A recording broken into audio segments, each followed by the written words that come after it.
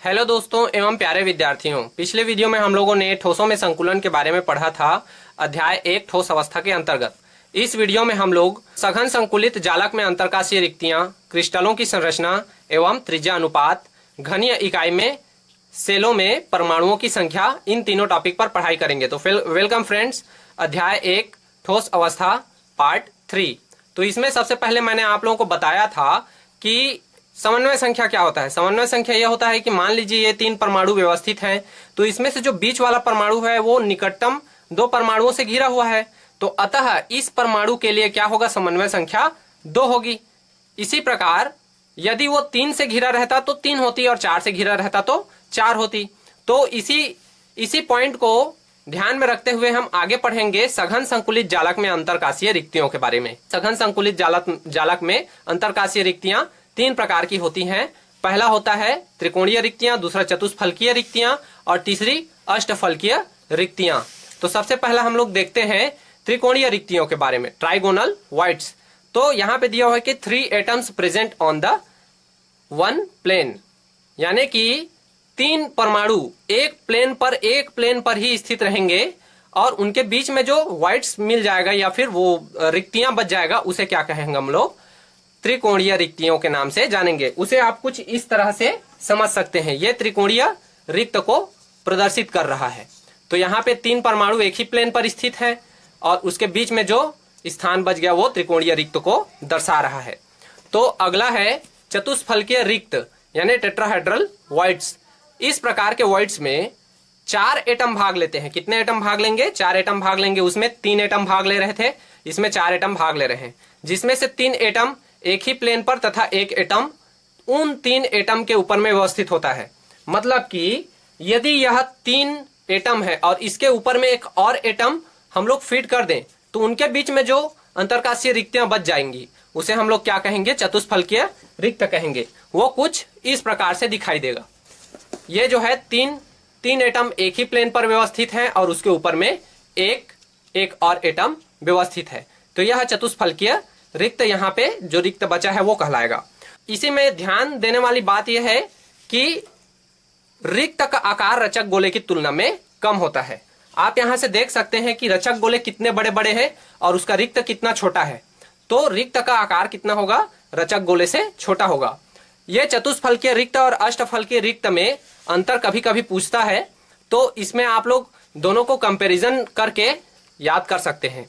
तो पहला इसमें दिया हुआ है कि रिक्त का आकार रचक गोले की तुलना में कम होता है और कोऑर्डिनेशन नंबर यानी समन्वय संख्या कितनी होगी, 4 होगी। इसके लिए आकृति क्या होगी, चतुष्फलकीय होगी।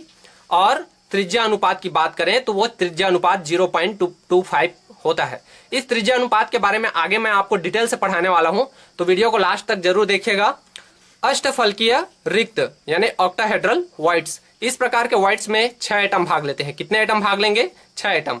उसमें 4 ले रहे थे, इसमें 6 एटम भाग लेंगे, जिसमें से 4 एटम मध्य तल में तथा एक एटम ऊपर तथा नीचे व्यवस्थित होंगे। जैसे कि आप यहाँ पे देख सकते हैं कि यदि ये 1, 2, 3 और 4 एटम एक ही तल में व्यवस्थित हो तो एक उसके ऊपर में डाल दिया जाए, एक नीचे में डाल दिया जाए, तो फिर क्या होगा, वो एक कैसी संरचना बना लेगी, अष्टफलकीय संरचना बना लेगी।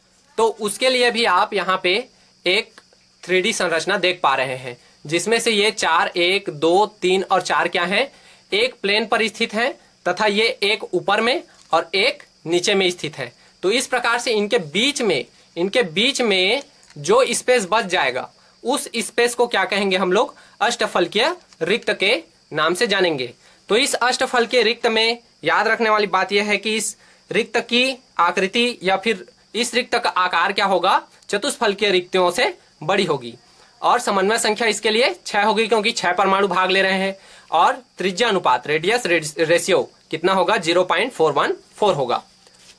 तो अगला हम लोग देखते हैं इसी में त्रिज्या अनुपात, क्रिस्टलों की संख्या एवं त्रिज्या अनुपात, structure of crystal and radius ratio. तो इसकी परिभाषा यह है कि आयनिक ठोसों में उपस्थित धन आयनों एवं ऋण आयनों की त्रिज्या के अनुपात को त्रिज्या अनुपात कहते हैं। तो आप लोग ये तो जानते होंगे कि सोडियम का आयनिक त्रिज्या कितना होता है, सोडियम प्लस आयन का आयनिक त्रिज्या होता है 95 पिकोमीटर। एंड क्लोरीन का आयनिक त्रिज्या कितना होता है, क्लोरीन आयन की आयनिक त्रिज्या होती है 181 पिकोमीटर। तो यदि हम लोग इस सोडियम और क्लोरीन के आयन का अनुपात देखें, यानी Na plus upon Cl minus ion is equal to 95 picometre upon 181 picometre is equal to 0.525, ये निकल के आता है।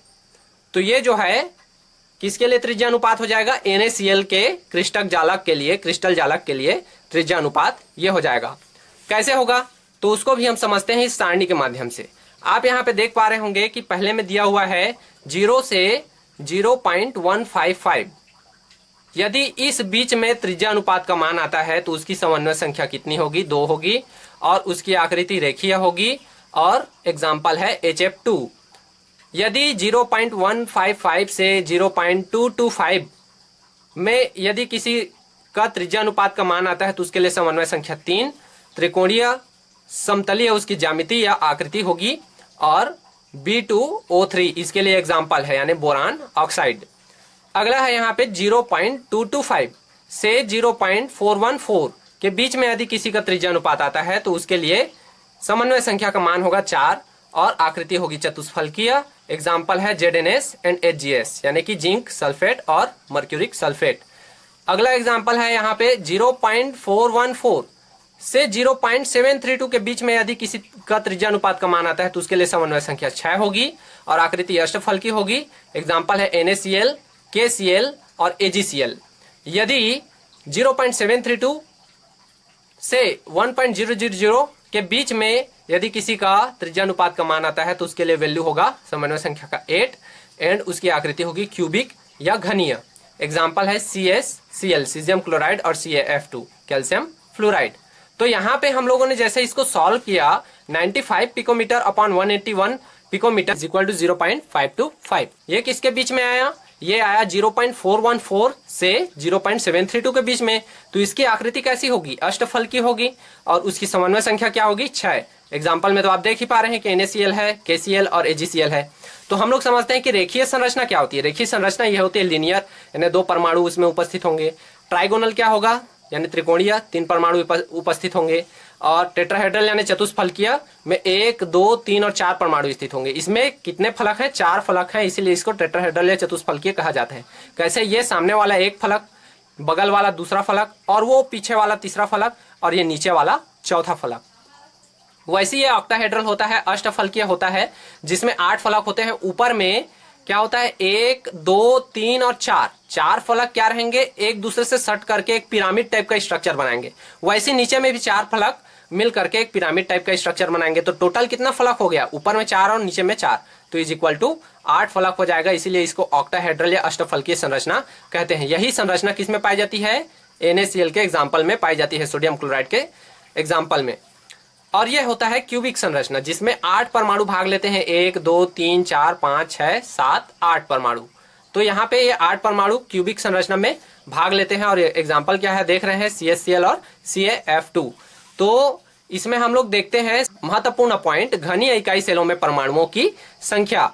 तो इसके अंतर्गत हम लोग को केवल NaCl के एग्जाम्पल को ही पढ़ना है, क्योंकि यही इंपॉर्टेंट है, बाकी सब इंपॉर्टेंट नहीं है। तो ये AB और AB2 प्रकार के होते हैं। यदि आयनिक ठोस की बात करें तो ये AB और AB2 के 2 प्रकार के ही होते हैं साधारणतः। अन्यथा ये तो A2B टाइप के भी होते हैं, है ना, लेकिन वो आयनिक ठोस नहीं होते हैं।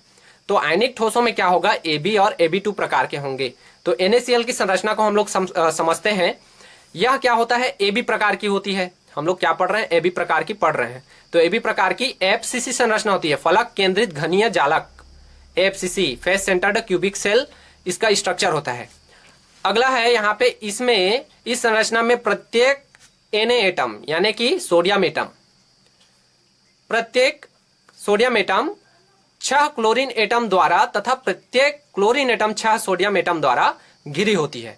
अतः इसकी समन्वय संख्या या कोऑर्डिनेशन नंबर कितनी होती है, 6 होती है। यहाँ पे देख पा रहे हैं कि ये जो परमाणु दिखाई दे रहा है वो क्या है, ये क्लोरीन है, मान के चलो ये क्या है, क्लोरीन है, और ये क्या है, सोडियम है। तो सोडियम के बीच में यदि 6 सोडियम परमाणु को देखा जाए, 1, 2, 3, 4 और ऊपर और एक नीचे, तो 4 यहाँ पे इक्वेटोरियल प्लेट में और ऊपर नीचे में कितने हैं, 2 एटम है, तो टोटल 6 के बीच में कितना परमाणु यहाँ पे क्लोरीन का फंसा हुआ है? 1 का। तो वो क्लोरीन के लिए भी सेम टू सेम होगा। तो प्रत्येक क्लोरीन परमाणु सोडियम 6 सोडियम परमाणु से और प्रत्येक सोडियम परमाणु 6 क्लोरीन परमाणु से क्या होता है? घिरा होता है। इस प्रकार से इसकी संरचना है और इसमें मुख्य रूप से आपको 5 पॉइंट ही लिखना होगा, इतना में आपको फुल नंबर मिल जाएंगे। तो अगला है जालक की ज्यामिति अष्टफलकीय। मैंने पहले ही बताया कि सोडियम क्लोराइड की ज्यामिति अष्टफलकीय होती है और इसके लिए त्रिज्या अनुपात कितना होता है? त्रिज्या अनुपात 0.525 होता है। वो किसके बीच में आता है? 0.414 से 0.732 के बीच में आता है। तो ये है सोडियम क्लोराइड की संरचना। अब इसमें अगला पॉइंट क्या है? अगला पॉइंट है इसमें इकाई सेल में परमाणुओं की संख्या कितनी होगी? 4 होगी। यदि हम लोग इस सोडियम क्लोराइड की संरचना को पूरा देखेंगे तो एक इकाई सेल को हम लोग ले लेते हैं। कहां से? ये हो गया इतना को हम लोग ले लेते हैं यहां से लेकर के पूरा। तो क्या होगा उसमें? ये एक इकाई सेल निकल के आएगा जिसमें आप देख पा रहे होंगे कि क्लोरीन को मैंने यहाँ पे रेड से शो किया है और सोडियम को ब्लू से शो किया है। तो यहाँ पे सोडियम क्या है? 1 2 3 4, वो भी अल्टरनेट क्रम में। देखिए यहाँ पे रेड है तो ब्लू, ब्लू है तो रेड, रेड है तो ब्लू, मतलब यहाँ पे ब्लू है तो रेड, ये अल्टरनेट क्रम में ही रहेंगे। तो यहाँ से 4 सोडियम परमाणु और 4 क्लोरीन परमाणु यहाँ पे उपस्थित हैं। तो आयनों की संख्या हम लोग यहाँ से गणना कैसे करेंगे? तो यहाँ पे सबसे पहले देखिए कि आयनों की संख्या गणना कैसे करेंगे। इसमें सोडियम के लिए देखते हैं 12 जालक के किनारों पर। सोडियम को किससे शो किए हैं हम लोग? ब्लू से। तो जालक के किनारों पर देखिए 1 2 3 4 5 6 7 8, बीच वाले को नहीं लेना है। तो वहां पे 4 और यहाँ पे 1 2 3 4, टोटल 8 9 10 11 एंड 12 हो गए। उसको मल्टीप्लाई करना है 1/4 से, प्लस 1 जालक के केंद्र में, यहाँ पे जो जालक के केंद्र में छूट गया हो उसको हम लोग प्लस करेंगे। तो टोटल कितना आ जाएगा? 12 into 1 is equal to 12/4 is equal to 3 और 3 + 1 इज इक्वल टू 4 आ गया। वैसे हम लोग क्लोरीन के लिए निकालेंगे। तो क्लोरीन के लिए जालक के किनारों पर कितनी है क्लोरीन की संख्या? क्लोरीन की संख्या यहाँ पे क्लोरीन को हम किससे शो किए हैं? रेड से शो किए हैं। तो यहाँ पे 1 2 3 4 और ये 5 6 और 7 और 8, केवल 8 कोनों पर ही है। किनारों पर केवल कितने हैं? 8 क्लोरीन एटम्स हैं। तो उसको हम लोग यहाँ पे ले लिए। उसको भी क्या कर देंगे? 1/4 से मल्टीप्लाई कर देंगे, प्लस 6 फलकों के केंद्र पर, जैसे कि सोडियम के लिए भी हम लोग लिए थे। तो यहाँ पे जालक के केंद्र पर समझ रहे हैं आप लोग, किंतु ये क्या है? एक फलक ही है ना, एक फलक है, उसके केंद्र पर ये है। वैसे कितने फलकों के केंद्र पर क्लोरीन है?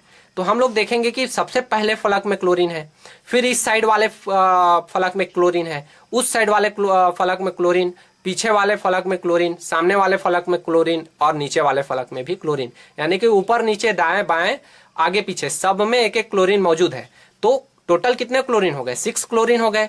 और कितनी जगह पर, कितने फलकों में ये अल्टरनेट क्रम में व्यवस्थित है? 1 2 और 3। तो इससे हम लोग क्या करेंगे? 6 इंटू 1/3 से क्या कर देंगे? डिवाइड कर देंगे। तो कितना आ जाएगा? 6 into 1/3 is equal to 2, 8 into 1/4 is equal to 2, तो 2 + 2 इज इक्वल टू 4। तो इस प्रकार से हम लोगों ने क्या निकाला? एक सोडियम क्लोराइड की संरचना में आयनों की संख्या हम लोगों ने निकाला। अगला इसमें याद रखने वाली बात यह है कि सोडियम प्लस आयन की त्रिज्या वही बात है कि 95 पिकोमीटर एंड क्लोरीन आयन की त्रिज्या कितनी होती है? 181 पिकोमीटर होती है। सॉरी, यहाँ पे पिकोमीटर लिखना भूल गया हूं। तो ये है 181 पिकोमीटर। तो आशा करता हूं कि आप लोगों को इस वीडियो में बहुत कुछ समझ में आया होगा। वीडियो अच्छी लगी हो तो प्लीज वीडियो को शेयर करें, लाइक करें, चैनल को सब्सक्राइब करें और बेल आइकन को दबाना बिल्कुल भी ना भूलें। Thank you.